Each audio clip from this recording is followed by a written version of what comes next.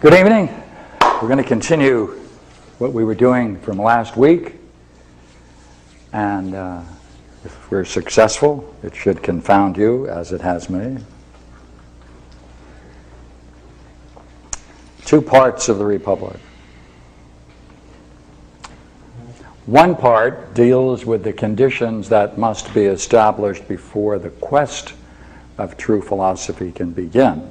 That's what we did last week. And I'm going to go back over it to pull some things out of it so I can create the kind of a problem that I think Plato is doing when he's designing and developed the Republic. Now, subject tonight was the Republic, the rising of the soul into the region of mind. And that's what we have to try to show. That's really what the Republic is all about. It's not about designing an ideal state, because the state is not ideal that he generates, as he himself says. So what kind of a work, therefore, are we dealing with so that we can focus on it and play with it tonight?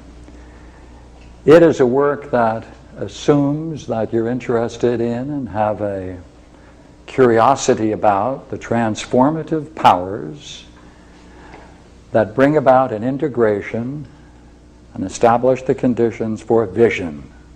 That's what he's doing in Plato's Republic. There are two sets of problems, the old one-many problem, and the other is between belief and knowing. I'd like to get into this problem of belief now, and kind of in doing that, go back over what we did before. And as we go, I'll highlight a couple of things as we go to have a little fun.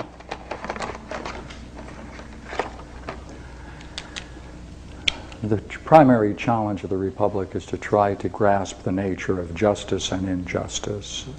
So last week we talked about justice, temperance, bravery, and wisdom.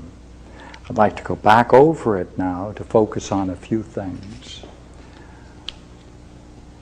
In the Republic, he is on a particular interesting quest.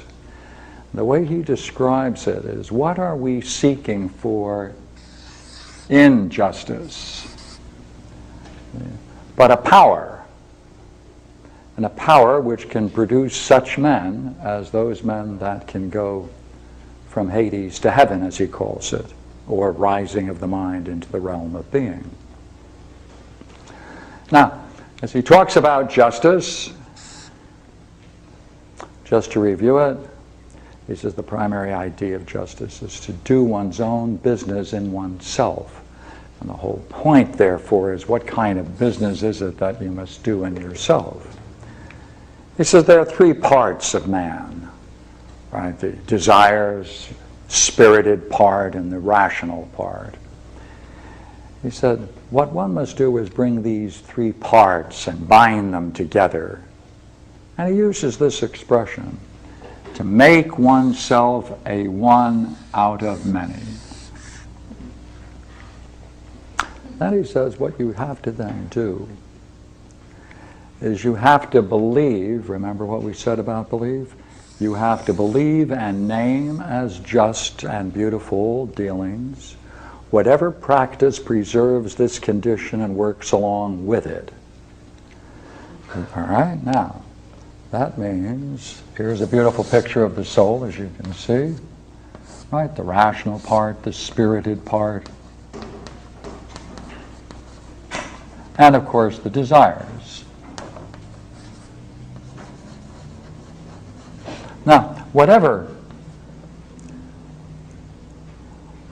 practice preserves this condition of making a oneness out of these three, so that they are not at odds one with the other, whatever practice that does that and preserves that condition of oneness, that's justice. That's justice. See, and what do you get for it? You get a power. That produces a power. This produces a power. This is very similar in Buddhism. When one unifies the mind, a power is generated out of that unification of the mind, and that's called jiriki. Same idea, same idea. Now, temperance, he describes as whatever the ruler, which is the rational part, and the two ruled, the spirited part and the desires, whenever the ruler and the two ruled are of one mind, and agree, that the reasoning part ought to rule, when that takes place in your psyche, that's temperance. That's what temperance is. It's a resolvement. When the struggle is over between these three, and the struggle therefore is over in the sense of a victory, when the rational therefore can then be an ally with the spirited, and together they can work with the desires to achieve a oneness. That condition, see, that condition of the state of the soul, it's a condition. Right? It's a condition of the soul.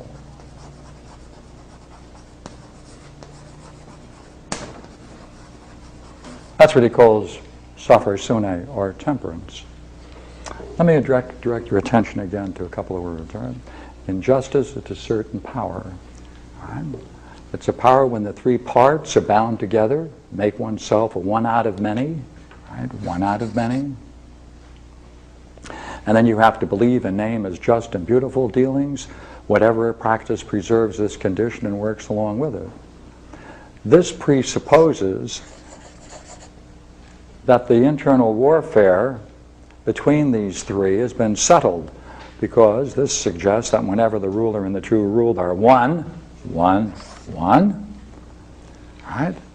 then the reasoning ought to rule. That is temperance, a condition of the soul.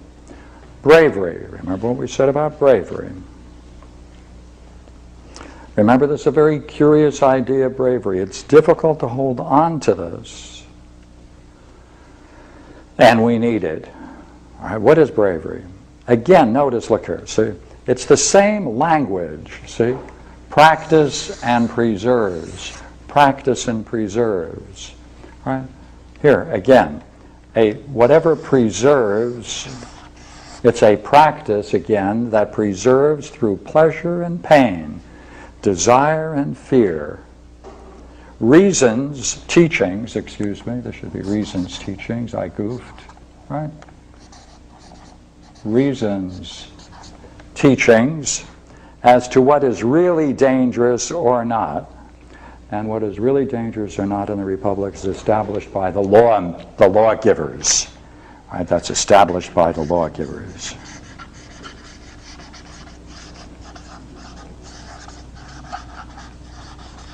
Well, to read the Republic, it's a very interesting work in the way in which it's structured. You have to now go back into the Republic, this is the fourth book, and you have to reason and say to yourself, now, for this to make sense, there must have been some discussion in some earlier part of the work that talks about lawgivers and the need to establish certain kinds of laws. And the laws they must be establishing must be so clearly dealing with the question of what is dangerous and what is not. Because unless you can identify in the preceding section, this section doesn't make any difference.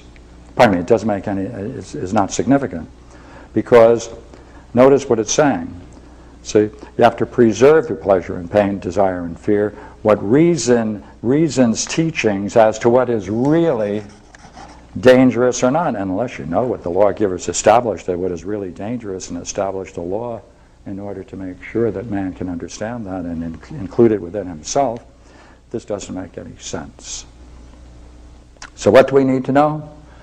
There is something, therefore, that is extremely dangerous.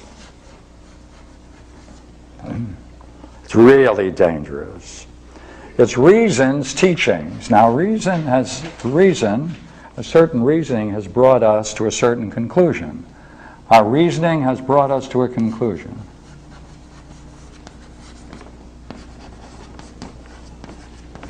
That conclusion must take the expression of law.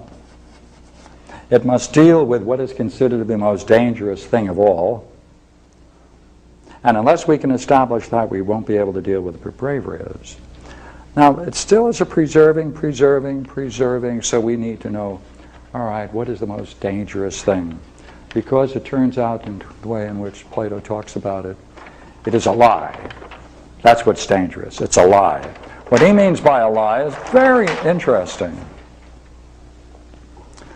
What's most dangerous is to possess a lie, to have a lie, to possess a lie, to have a false idea, to be ignorant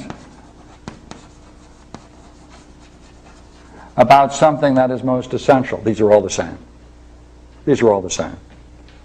To be ignorant about something and to believe that thing that you're ignorant about is true about something most important, that's something both the gods and men would most hate. Right? It's a false idea. Right?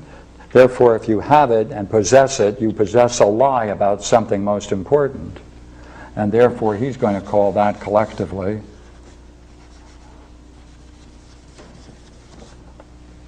a lie.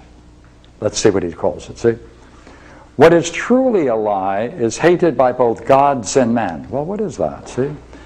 What is truly a lie is hated by the gods and men. To be false in the most vital part of one's being, the soul, and about the most vital of all things, that's what it is to have a lie within your soul. So let us put it in here, all right? Let us say there is a lie in here. And we have to discover more about it. And, contrary-wise, see if we can take that out and put out what he would regard as true.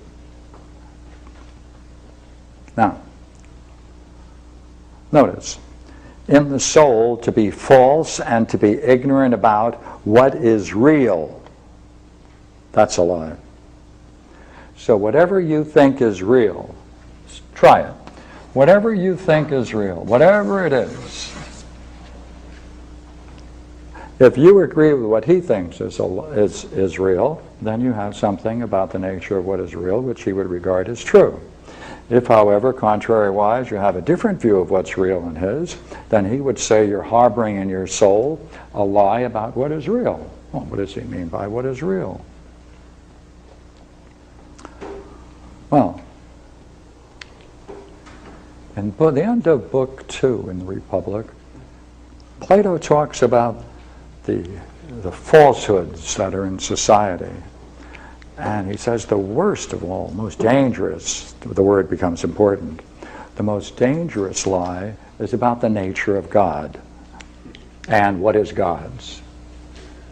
So this is what he's saying now, all right? The most dangerous idea you can have, therefore, is a false conception about God and what is God's. So therefore he evolves these ideas to the end of Book 2. God is the cause only of the good. God must be perfect in a perfect condition, no change. And what is God's is everywhere in a perfect state. God is two things: the highest excellence, highest beauty. No deception possible.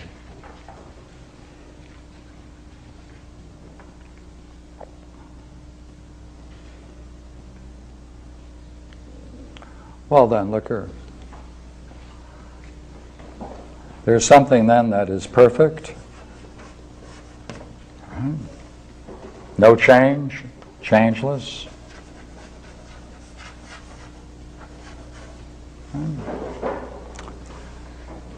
And whatever is God's is in a perfect state, and beauty,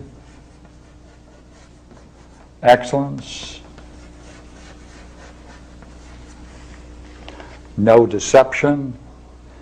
These words taken together, express exactly what he's describing here, but we can put it in other terms from the work we've done previously. What is God's? See, what is God's is everywhere in a perfect state. This is God's, it's in a perfect state. Right? God is the cause only of the good, therefore this must be good. Not the good, but must be good. Right? Causes only the good, excuse me.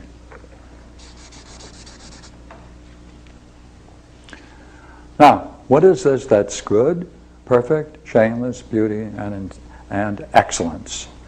That is the definition of ontos, being. That's being. Which we discussed, remember, in the symposium, in a startling, vivid, fantastic vision of beauty itself. This is called also the perfection of beauty. Remember the steps leading to a vision of beauty? It culminates in a vision of reality. Right? He touches reality, that's reality. So therefore, this is what's real. Therefore, if you have that idea here, right, here it is, we'll put it in. We'll put it in. Now, what do you have to do with it? Well, let's go back. That's being, capital B, capital B. Let's see, excuse me.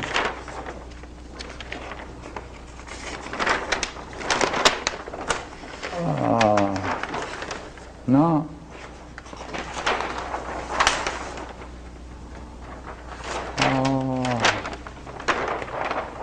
Oh, there it is, brave. Thank you. There it is. Whew, I thought I put it on another page. Good, good, good. Now we go back to bravery. Okay. Therefore, a person who has this idea in their soul, right, they have that in their mind, and they preserve that idea through, all right, now this,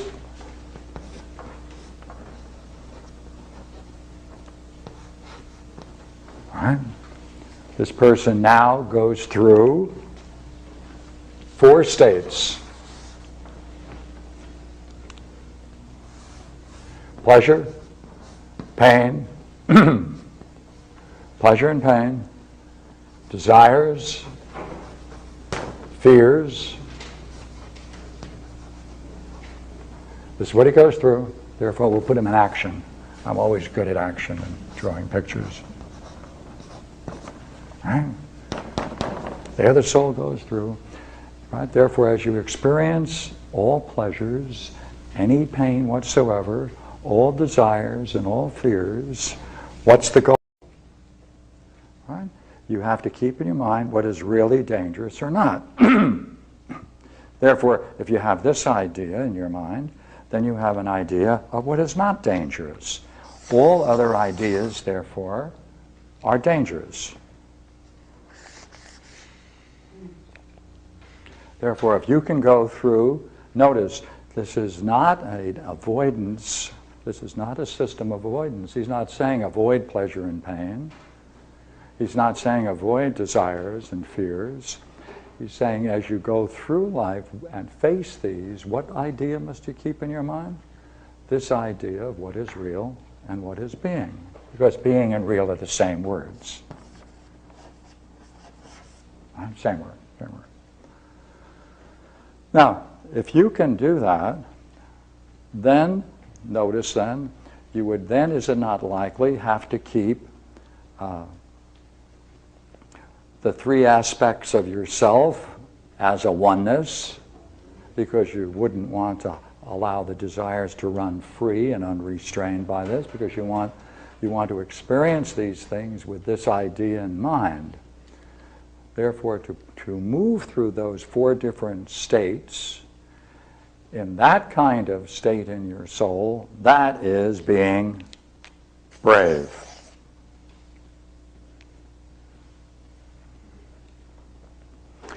Doing that then, right, we can assume if temperance is there, then reason is in charge. Reason is in charge because it's holding on to what is real.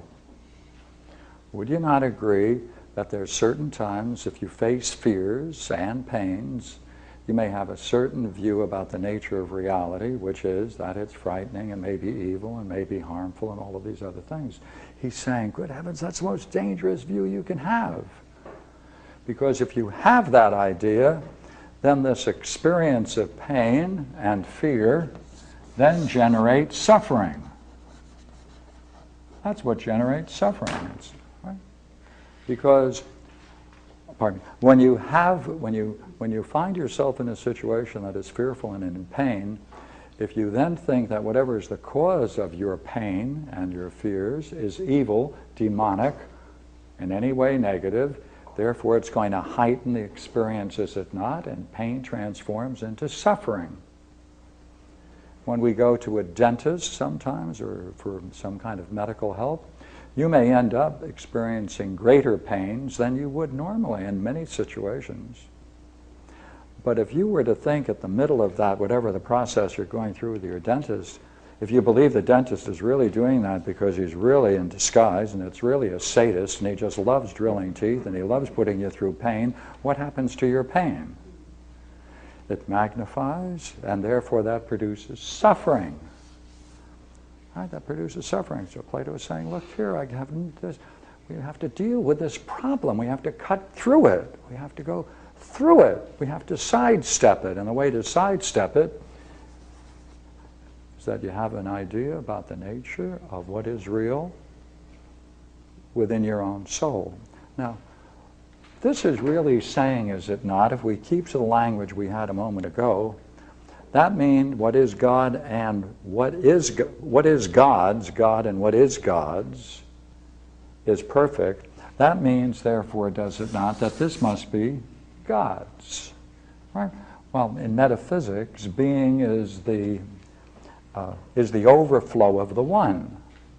It is the first creation. It is the first creation. Therefore, it is God's. It's the first creation.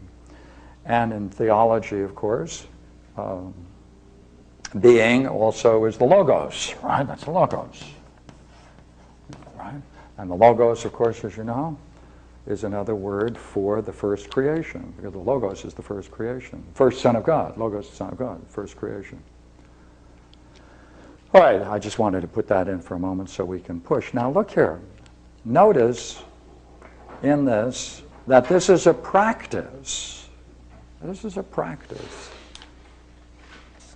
It's something you're doing. You don't know that this is true. It's a belief. You're accepting a belief, putting it into your soul. It's a belief.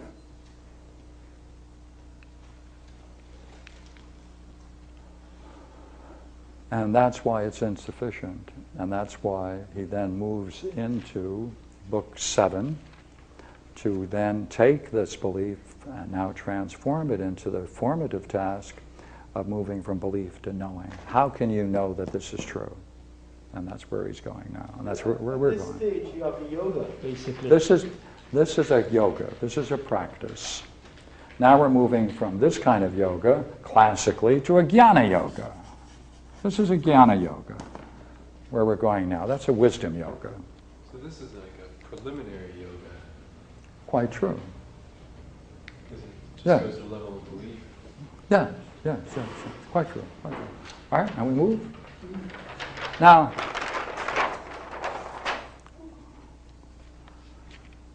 let me hit a couple of things which are fun before I leave them. I put in a couple of quotes I like from the Republic.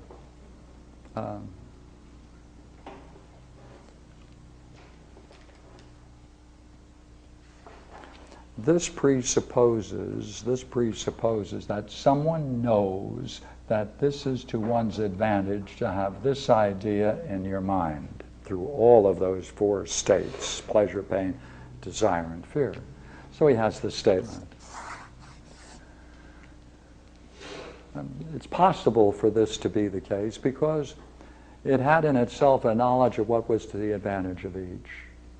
This presupposes then that the lawgiver has in himself Right? The knowledge of what is to the advantage of each part of the soul and for each man. And this therefore covers both. I'd like to deal with this last one, the idea of the lie. The lie in words is an imitation of the state of the soul. All right then. All right. Then having this in your soul and expressing it and assuming this is true, believing this is true, brings about therefore a change. This change therefore allows then for, through the logos, through words, a corresponding change in the state of the soul. Now I want to get into the Republic, Book 7. Beginning of Book 7, it says, look here, music and gymnastics, what we've discussed about before, he says that's an education by habit. It doesn't reach into the mind. Therefore, we'll leave that and assume that our guardians have already mastered music and gymnastics, and therefore are ready now to make the ascent into real being. For the ascent into real being is true philosophy. All of these are quotes from the Republic. Right? The ascent into real being is true philosophy. Into this. That's true philosophy. And therefore the goal, therefore the philosopher is he must seek to learn the studies that have the power to bring about that kind of knowing. And again, remember we used the idea of power previously. It's primarily a power. Now there are many studies now that are introduced in Book 7. Arithmetic, geometry, solid geometry, astronomy, music or harmony, and dialectic. But now throughout the Republic, if you go through it, just do one thing and then you can follow this whole discussion.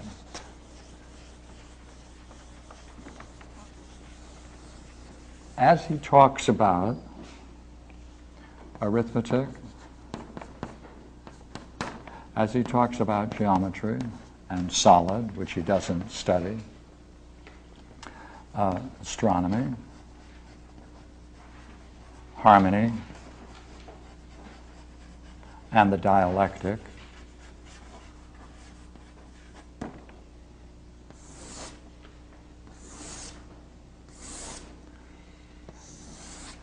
you can go through each one of these subjects and you can see with how much care he describes the popular way of understanding these subjects, or as he calls it, the way the many understand it, and the way he understands it. Sometimes he calls this the higher part, or the philosophical. So he's going to now describe the philosophical higher. He's now going to study these formal studies. He's going to talk about them in the popular way, and this is the way they're taught in the schools today, so you won't have any trouble understanding that. Right? And now we want to get into the higher part of each one of these. Arithmetic. He said, you know what? No one uses arithmetic rightly. Because if you do, you see, the proper study of arithmetic is the kind of study that invites thought. Now, here's the wonderful thing about this. This is going to be our first step in confusion. Right? Remember I said we're going to get a little confused?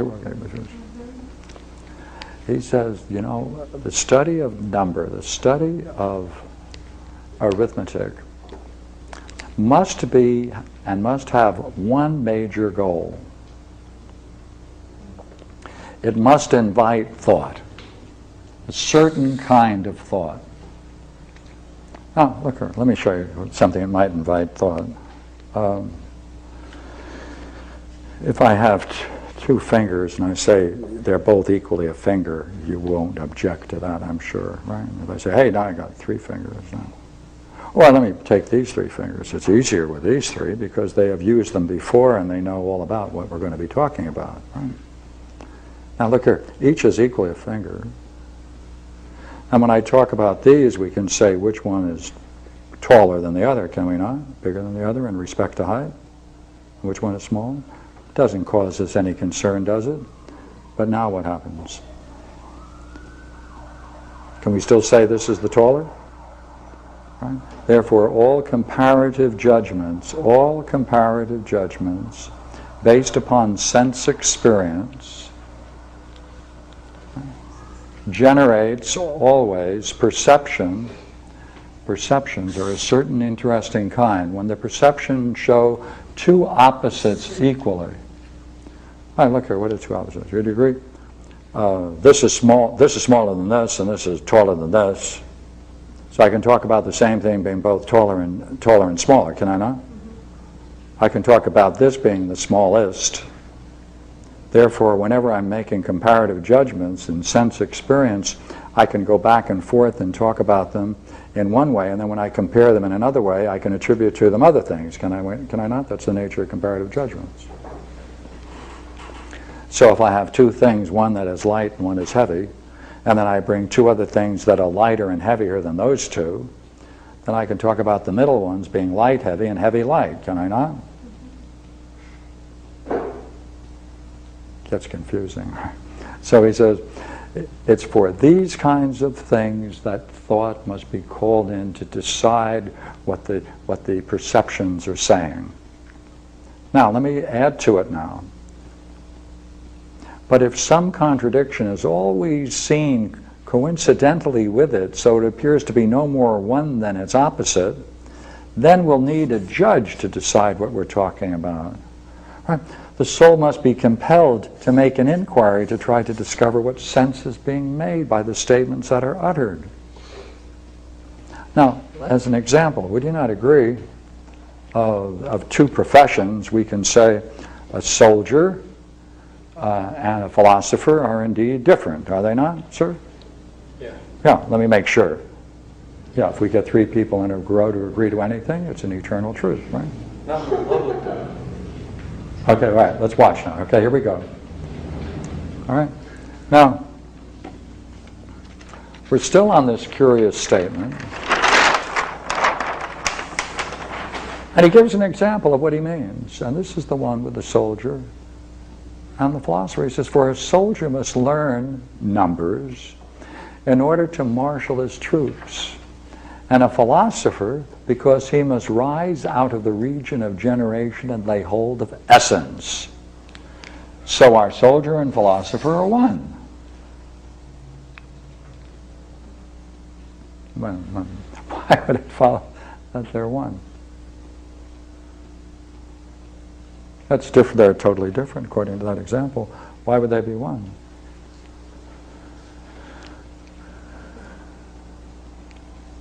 Yeah, would you not agree when we have a question like this, it's best to call upon a volunteer? Thank you. I mean, a soldier and a philosopher, in respect to one is doing one thing and another is doing another, and they're different, and since they both are different and doing different things, then why would Plato say, therefore, our soldier and philosopher is one? How can two differences functioning differently end up being one? Now, sense perception certainly would see that as different. Sense perception would see that.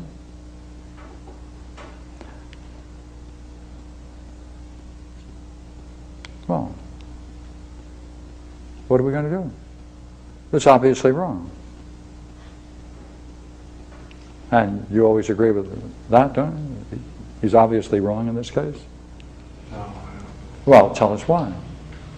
Well, I can't. I'm not sure. I don't know the Republic. When you don't even need the Republic for this.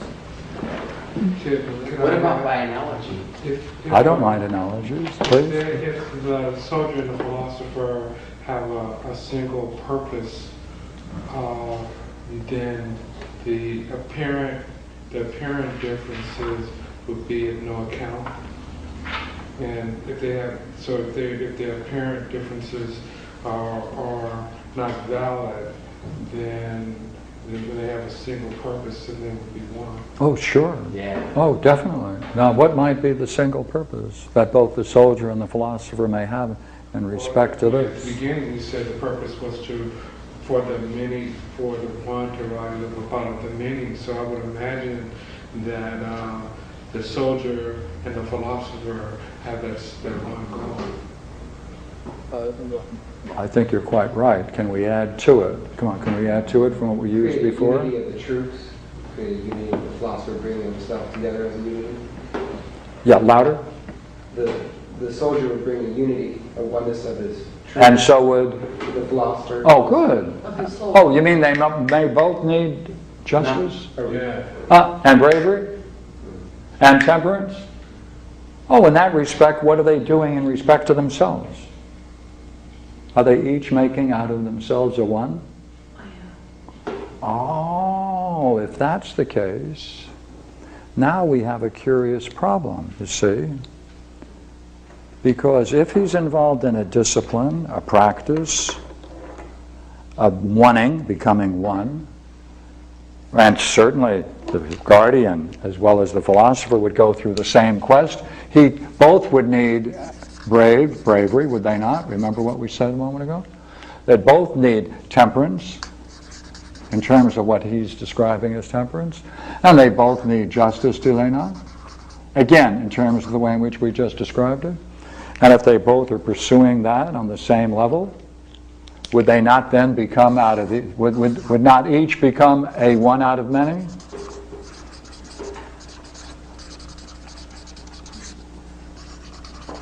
Might they not?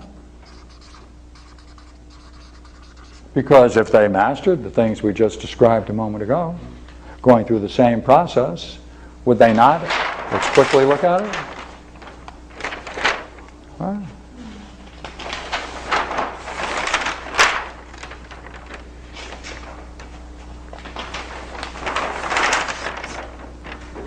They would both be interested in a certain power, the power where they can bring the three parts of the soul together, bound together, so they make themselves a one out of many. They'd be interested in practice in preserving that condition of the soul. Would you not agree? They would then, in terms of themselves, they'd have to then master themselves and make sure that the ruler within themselves is reason, and that would then be, as it were, ruling the two other parts, and wouldn't therefore the idea of preserving through pleasure, pain, and desire and fear, what we call bravery, wouldn't that be essential to them both? If they're both going therefore through the same process, even though it appears from the external view, from our perceptions, that they're different, in terms of the mind they become a oneness, would they not? Each. And therefore, as Socrates can say, so our soldier and philosophy is one. Now, here, look here, see? This is sort of an ideal look at the soldier, isn't it? I mean, Hitler's soldiers wouldn't be into justice, temperance, and bravery, would they? They might have a little difficulty staying in the service. Yeah, this Yeah. particular army. Yeah. Those guys weren't But really to soldiers. some degree, pardon me? I was saying those guys weren't really soldiers. Would they? That's the soldier. This is a soldier. Right. Some people might argue that they were people in uniform, but they weren't functioning in the sense of the art of military science. I was going to bring up a prostitute and a mass murderer, and saying that a prostitute and a mass murderer, if they were to do their jobs correctly, they would need the bravery and everything. They would have to make one out of themselves, so they would be identical. Prostitute, did you say? Yes, and a mass murderer. Yeah. Would you say then the mass murderer then would have in their mind this sense of bravery? Yeah. They'd look upon the world as the nature of reality as perfect and excellent. Yeah, And as good. part of, as And part of good. their, yeah, and as part of their yoga, Yeah. you know, they're going through the pain and pleasure, Right. and it's my thing. I have to mass agree. murder. I mean, I don't take it personally. No, I I'm understand. not. I'm Where's the not. word benefit fitting into that? Yeah. If you go back to the bravery, The word section, benefit wasn't on yeah, bravery. it was But the question. stay- I'm going through the pain, Yeah. pleasure, Yeah. etc., with the temperance. Yes, you're quite right. That's why the image of yoga doesn't fit. Because if you think of yoga, do you think of yoga as a particular practice that has a beginning and end? Someone does it for a certain period of time? Yeah, this is not. This is continuous in life. through all pleasures, through all pains, through all fears, through all desires. So in that respect, through their whole life, they're practicing this. And if they did and turned out to be one of those serial killers, we would say, good heavens, sir, we'll have to probe your mind, because it may be that you don't have an idea of the nature of being as being perfect. There might be something beneath it all that you really hold to be true, and you're looking and seeking for revenge and things of that nature. I'm Right? not So we'd have to seeking put them. revenge. I'm just trying to No, we would have free to. people. No, That's what no. we're into. No, see, before you do that, see, this is what makes this interesting, because that's why in our society, the worst thing in the world is to put men to death for their crimes. You want to bring them before a bar of justice, perhaps not a courtroom, and try to inquire, what is it that led you to do that?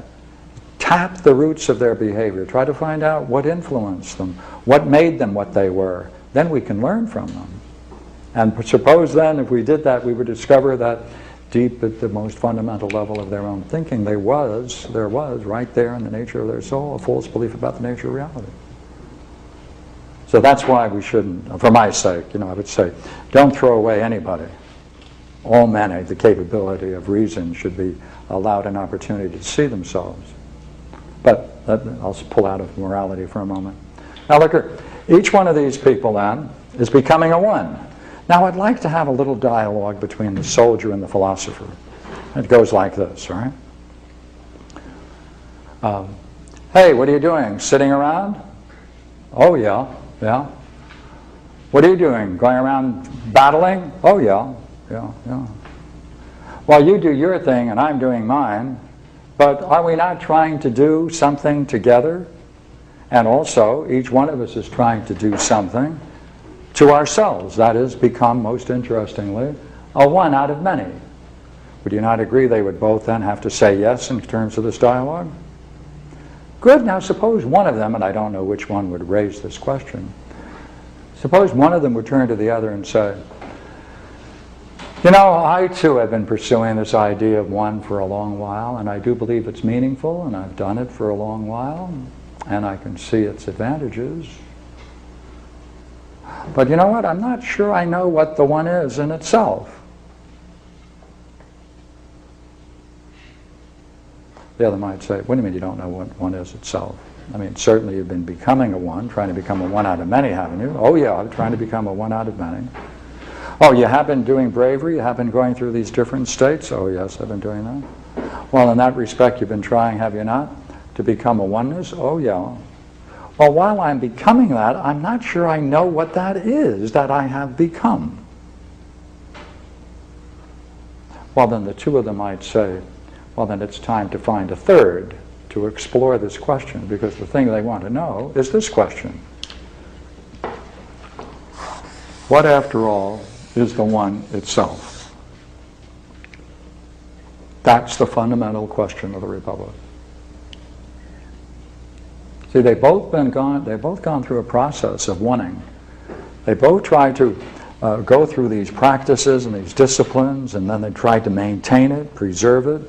They're both becoming a one, exhibiting a oneness. But now they may then turn around and say, this thing that we have become or are becoming, what would it be just to know what the one is in itself, apart from the fact that I'm, in some sense, becoming it? Now for Plato, he says this question, after all, what is the one in itself, is one of the studies which lead and divert the soul towards the contemplation of real being. That's what it does. That's what it does. That's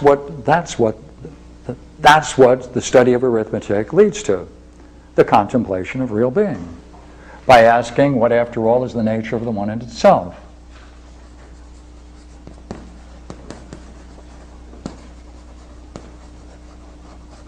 What is the one itself? This becomes an object of contemplation. That's what he calls it. Right? This is one of the studies which lead and divert the soul towards the contemplation of real being. This allows the practitioner to rise up from the world of becoming to lay hold of real being. Right, now, what does it do?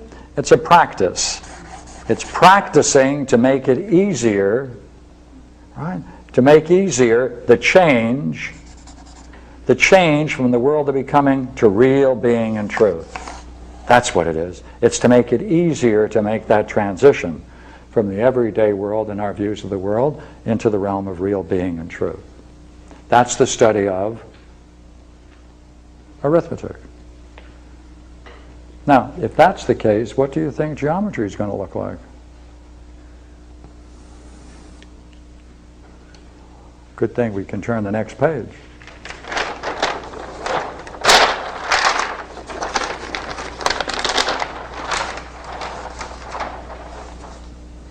Now, let me talk about what appears to be something else for a few minutes, and I'll be successful in that. Okay, good. The higher part of a certain study makes it easy to see the idea of the good. Now, the idea of the good, right, remember the symposium, the steps leading to a vision of beauty itself. Right? To have that vision of beauty itself, to see the nature of reality as beauty itself or the perfection of beauty, that's the way he describes it in the symposium. That is called idea of the good. That is what this is, the idea of the good. Now, this word is a Greek word, idea. See, it hasn't even been translated. What this word literally means is, when we use the word idea, we consider it to be a thought, a concept, a construct. But the word means to behold, right? To behold. Right? So, to behold the good is to experience the good. That's called perfection of beauty. Therefore, to behold the good is the idea of the good.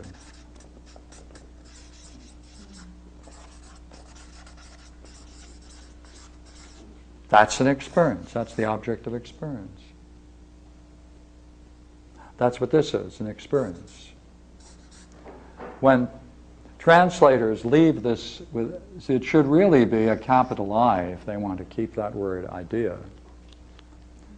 Because, see, watch the language. It makes it easier, see, it's right there, to see the idea of the good.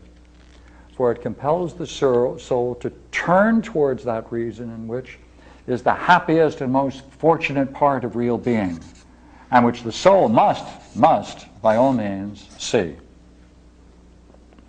So the higher part of this study, is being practiced properly only on one standard, so that it compels the soul to contemplate being, it's proper. If to contemplate becoming, it's not proper. Now, what is this study we've just described? That is what he calls geometry. That's what he calls geometry.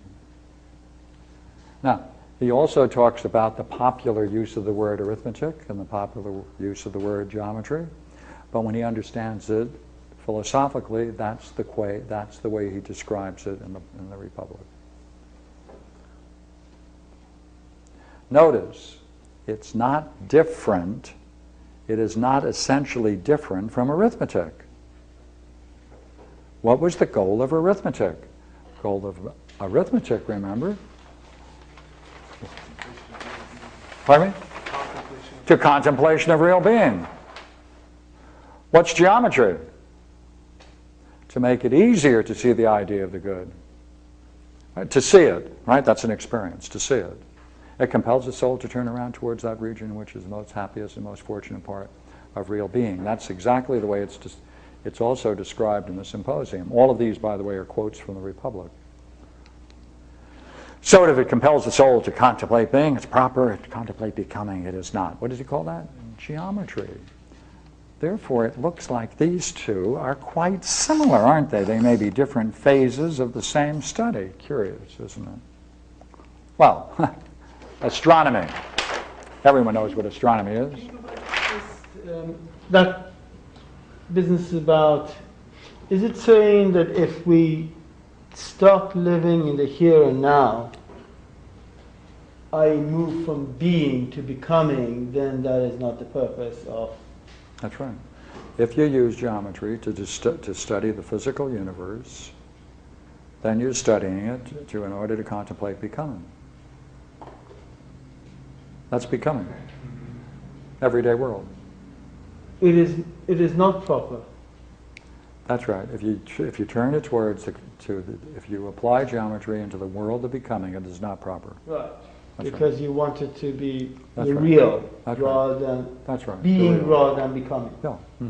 Yeah. Now, what's astronomy?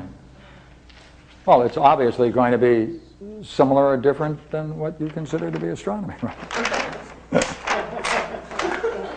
Notice the way he's right. Hey, you know what? He says, you know, the way we pursue problems in astronomy is exactly the way we do in geometry. Well, how do you pursue problems in geometry? The way we just described it. Well, see, now we're studying the difficulties, the problems you encounter in the pursuit of your contemplation of real being. See, those are problems. We will pursue problems in astronomy as we do in geometry. Right? We must come up as high as problems so as to discover which numbers are concordant, which not. And the whole goal then is to bring that about. To bring that about, we must bring that about. Now, I would like to bring you to the study of music or harmony. And I didn't put that down, but I will find a good quote for you now. In my haste to write it up there this evening, I skipped it. Actually, I included part of it, but I'd like to get you I'll read you the whole section so you can see how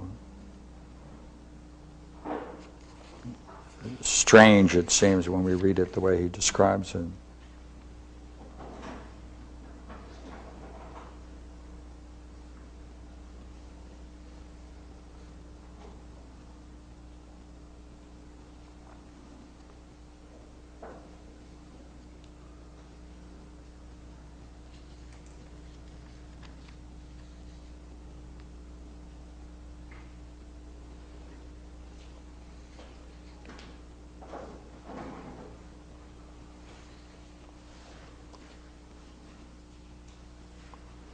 Now he's talking about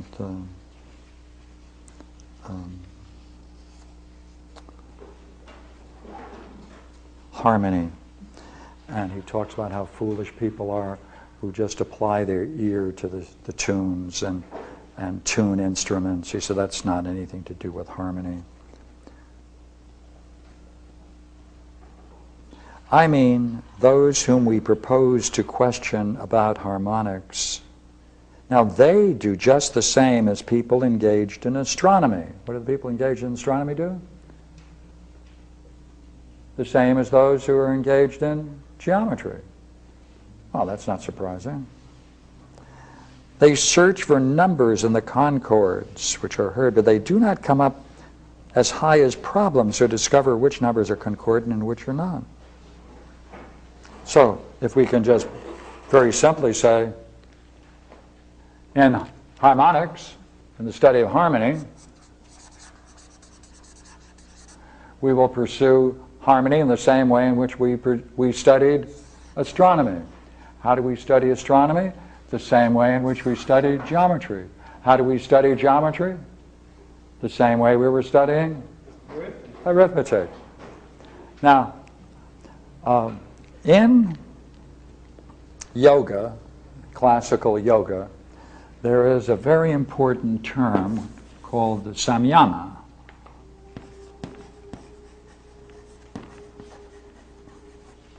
And they talk about contemplation, meditation, concentration. These are different stages, or going up, concentration, meditation, and contemplation. And Patanjali says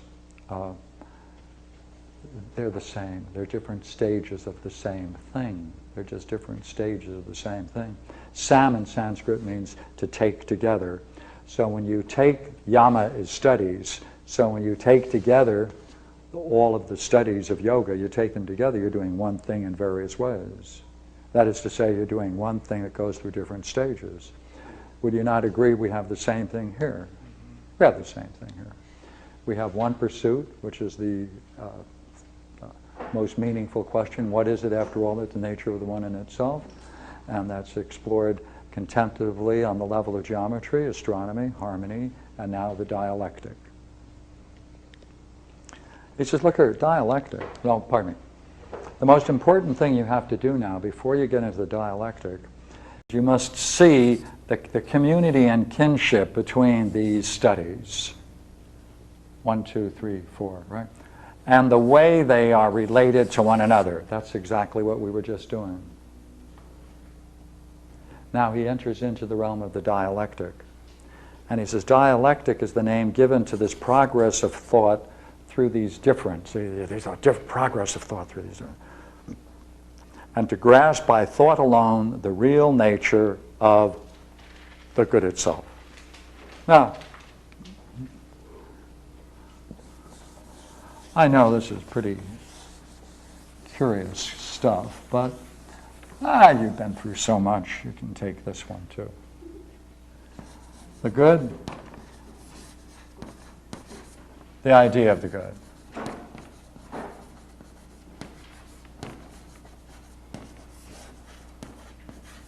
All right, we're going to call this what we did before, perfection of beauty.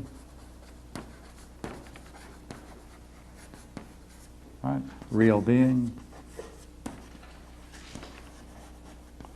Nature of reality. Where are you going right now? I missed the connection. You didn't miss it at all. I haven't made it.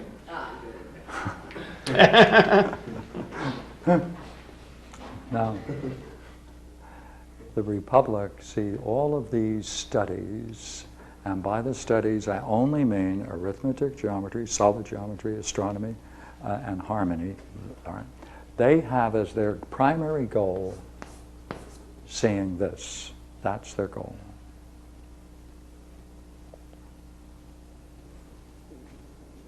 Which, of course, is the most important task and most profound part of man's experience, to reach and experience this most fully. In the symposium, he says, when one's contemplating beauty in itself, that's when one recognizes that life is worth the meaning of life, and this is the meaning of all existence, to contemplate the nature of beauty itself. But now look here. We can now put it back into theology, the language of theology that we used when we were in Book 2. God. What belongs to God? Or what is God's?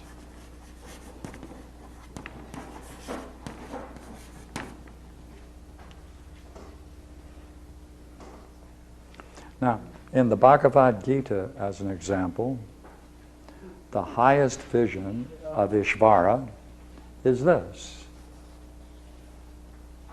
There's nothing beyond this. This is the culminating vision. What's Now, it's the another name for the god of time. Okay? All right. Is that Krishna? No. No, it's not Krishna. Krishna personifies the highest range of reason and understanding in the Gita. Okay. Going back into this now, look here. This is the goal for arithmetic, geometry, solid geometry, astronomy, harmony. And if one gets this, if one reaches this experience, right? One reaches that experience, one might think one has reached the ultimate for which there is nothing beyond. That's where the dialectic in Plato begins. Because the dialectic is a rigorous use of reason, and that's all it is, a rigorous use of reason to make the distinction between the two. And the way the distinction is made between the two is only on just one single idea. This is the one in itself. I should say the one itself.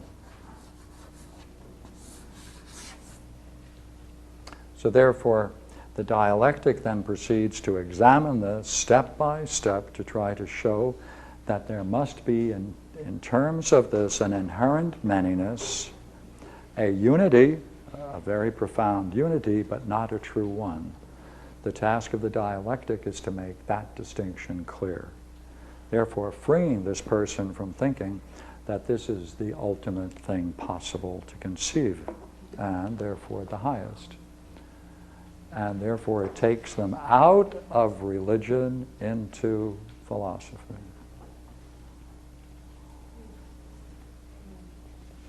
This then becomes, in Christian theology, sometimes called the dia negativa, right? That about which you can say nothing. This is the visions possible of beholding the nature of God in a splendid, blissful state. But that is not God, right? But what is God's? That is being or the nature of ultimate reality. That's the purpose, therefore, of Plato's Republic, because he says that in Book 7, he says, you know, what's going on now, and this is, I would love to know what's behind this remark. He says, what's going on now, he says, we will certainly not tolerate in our Republic. And they go, oh, no, says Calco, oh, no, we won't do that. And thank goodness Socrates goes on to say what it is he won't tolerate. And he says what he won't tolerate is that they are men who experience this and try to stay in that state, believing they've reached the isles of the blessed and there's nothing beyond. There must have been a lot of guys sitting around doing that. Not women, though. Well, I think guys includes women. Because in the Republic, there's no difference between the men and women, other than the difference is only in strength, since women can be philosopher kings. All right. The first part, the good, and then the other side, perfection of beauty, the idea of the good, real being, that's the language of metaphysics, right? Both are, yes. Yeah. And then the second part is the language of theology, right? The God on the left-hand side, what is God's on the right? No, this is the language of theology. Yeah, that's the language Yeah, of theology, right? this is the language and of that's the language of metaphysics. Mm-hmm. What's the language for cosmology, if you were going to continue through? Well,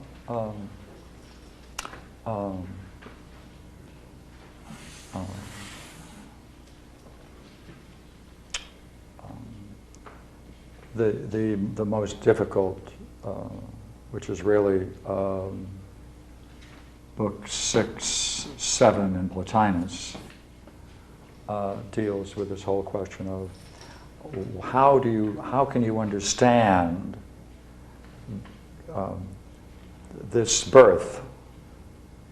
Now you can talk about it as a birth, you can talk about it in many metaphors, but essentially, how do you do that? Well, let's see now whether I can reflect back on it in terms of your question. The problem of cosmology is to assume that this is the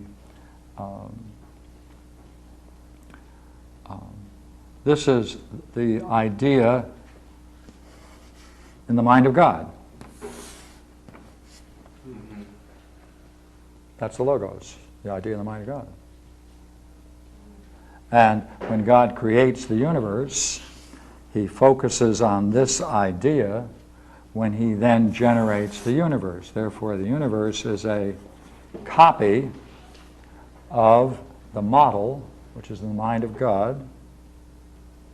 And the difference is that this is in time, this is in eternity, therefore this has a beginning, middle, and end, right, or particular universes, right?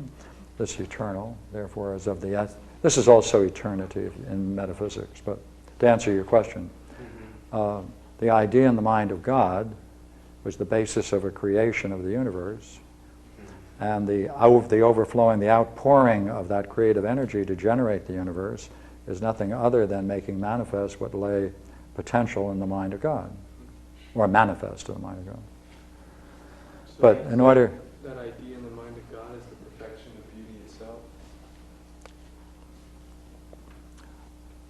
Well, that's, see, now we're getting into the metaphysical side of it.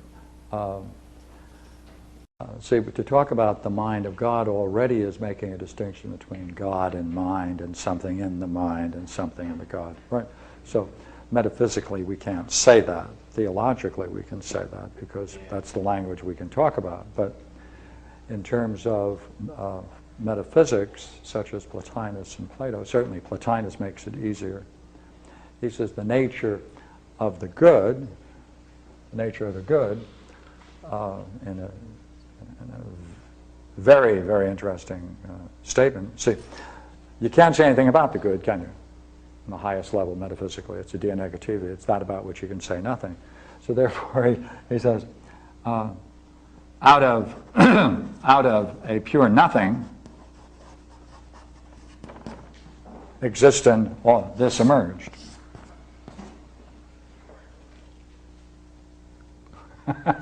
Self in Kabbalah. That's Kabbalah. That's also Buddhism, Yeah. right? That's also Buddhism. Kabbalah, right? That's Plotinus. Out of a pure nothing, Yeah, that yeah, emerges. yeah. Okay. In figurative language, in metaphysics, they talk about it in terms of, if you can do this.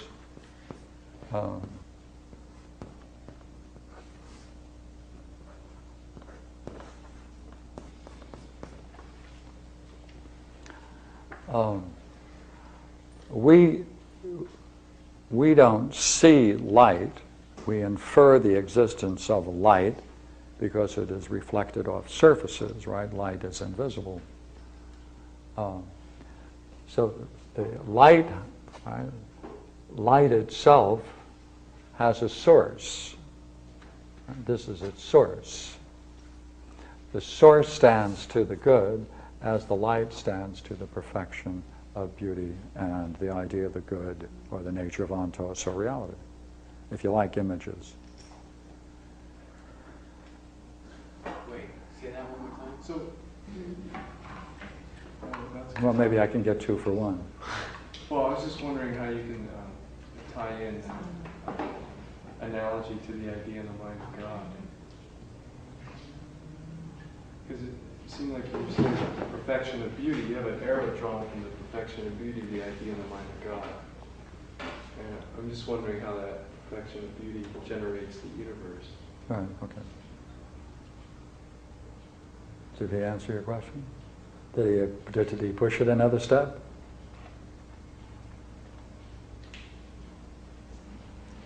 I don't know. Oh, sir. I was thinking earlier when you were talking about the philosopher and the soldier, and I thought that that their discussion of their pursuit of the one would preclude their ever achieving their purpose, because they are, it seems as though they're locked into a duality that denies the one. And it also, that as I considering this discussion, it seems like a discussion that the philosopher and the soldier would have, that the one is being discussed as a multiplicity, and then the discussion of the one as a multiplicity it is, the experience of the one is precluded. Mm-hmm. Mm-hmm. See, the one itself has no predicates.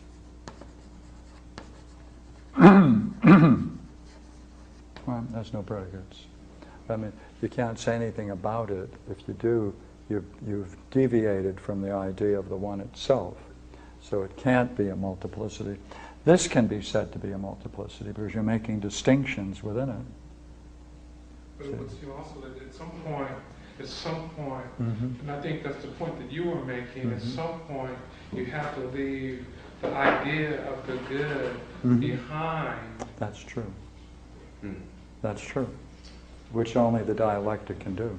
See, this is not an experience. The one is not an experience. It's not an object of experience. It's not an object of experience. It's not an experience. Or if it were an experience, it would have a beginning, middle, and end. You could then, in some way, contrast it with other things. It's not possible to contrast it with anything else. I think we went over, we see, the fundamental dialectic on the one itself. See, dialectic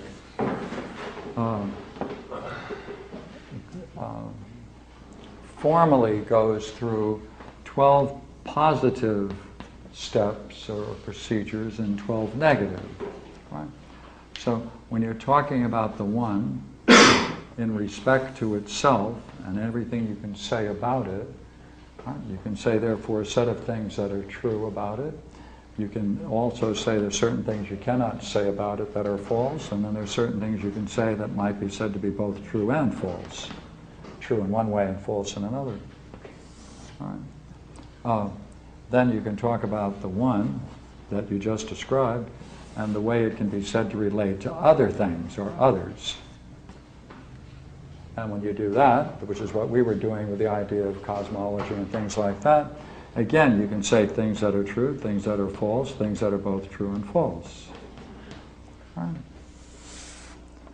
All right. Now you can talk also about the idea of the one in respect to how the others relate to the idea of the one and all the ways in which it can be related among the others. And you can say three things about it, that it's true, that it's false, both true and false. And then you can also now talk about how all of these others then relate to the one. And you can say something true, false, and both true and false. Right?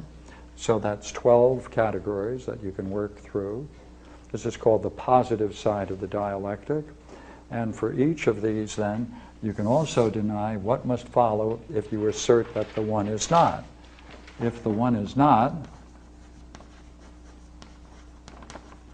right? If you say the one is not, then there's certain things you can say about it, and equally well it follows the same structure going on the other side. So there are 24 categories in a dialectic on any subject, especially on the idea of the one. So when you're talking about the one in itself, the fundamental distinction upon which all the rest must follow is if you really mean a one to be a one, whatever you say about it, you cannot assert about it that it is in any way of many. If you can't say in any way that it is a many, then you're dealing with the one in itself. So that therefore, would you not agree you can't say then that it's a whole, because a whole has parts. Right? So it can't be a whole. It can't be a part, because a part is a part of a whole. You can't say that it has any beginning, middle, or end, for those would be its respective distinctions. Right? You can't therefore say that it is in anything. All right? It can't be in anything. Or let's put it first. It can't be then be asserted that it's in motion, nor can it be said to be in rest. If it's in motion, then there must be some place it is and some place that it can go to, and that's already a manyness. It can't be at rest, for as it is at rest, there must be some place for it to be over a period of time, and therefore it presupposes a manyness three ways. Then you can see how it is the same as, whether or not you can say it's the same as anything, or you can say whether it's other than anything, Or you can then explore whether it's the same as another or other than another. And by using the same kind of approach, if you say it's the same as something else, that presupposes there is something else upon which you can then compare it. Right? That's a manyness.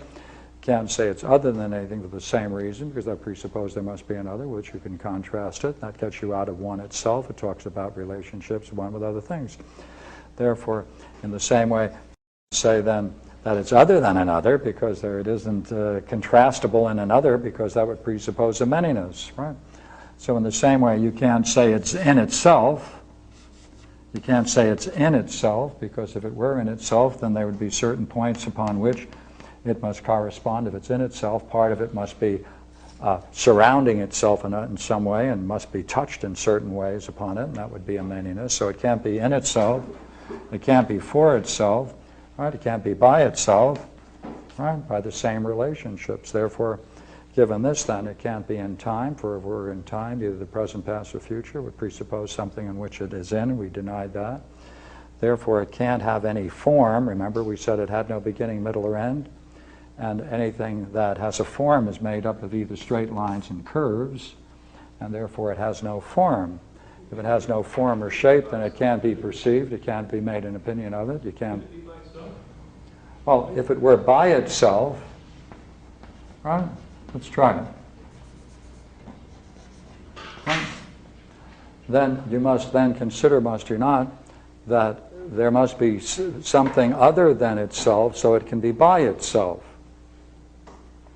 Well, does by itself presuppose that it must be in a place where there's nothing other? Well, okay. Would you agree you can use this language to mean that? Yeah, okay. So just that we can take that out and let's use your idea of what by itself would mean. If it was everything, and there's no other, so it's by itself. Yeah, okay. By the way, you called it an it. You don't want to do that, do you? Oh yeah, it's everything. Oh, wait a minute. If you want to call it, if it has a name, then there's something different between it and its name. Well, it's not. No, it's not. That's the other part. That's the, no, if you want to say the one is not, then obviously It's not another... something, it's everything.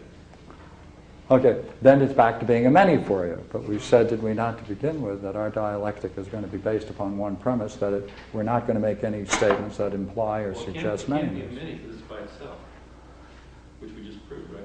Oh, yeah, okay. Yeah, but would you agree if we use the word by itself in respect to this, then we can say it's not by itself? I understand what you said. Okay. If something is by itself, does that suggest there can be some place in which it can be by itself? Oh, you're thinking in terms of by meaning Spatial. spatial. Yeah. If it was limited. Right. So that we couldn't use that idea. If it was limited, yeah. Yeah. So it can't be limited. It's got to be everything. Everything, many. It's everything. It's many.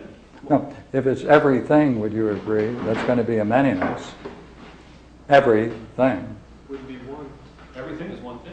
Would it No, be the cause? everything is a one. Everything is one thing by itself. That's true. Then there is a plurality of many ones. Does, So everything is one thing by itself. Yes, that's true. And there are many of them by itself. No, just one thing. doesn't it imply limitation?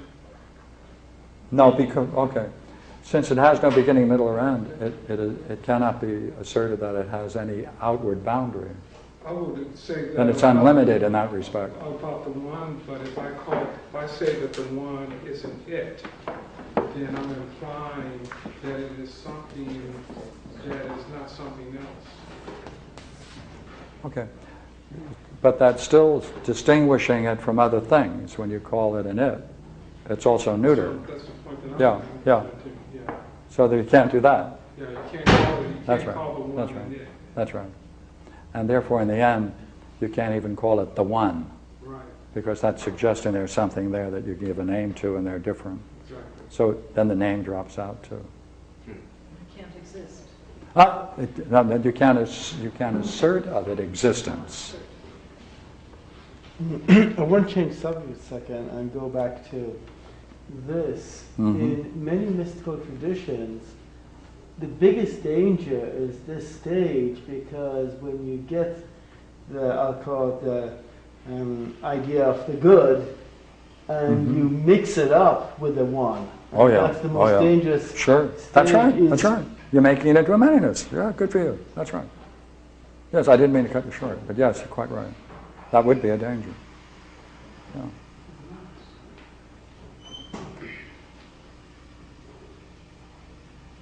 How can one relate the idea of a simultaneous whole to the process of the dialectic? Well, simultaneous whole is another word for eternity. Okay. Eternity is the name for the idea in the mind of God, right? Because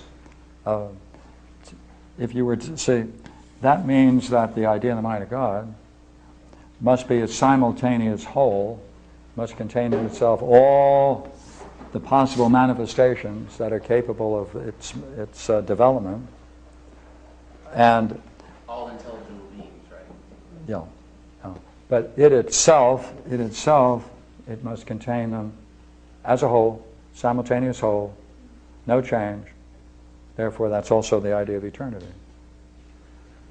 which is between. Well, it's another thesis.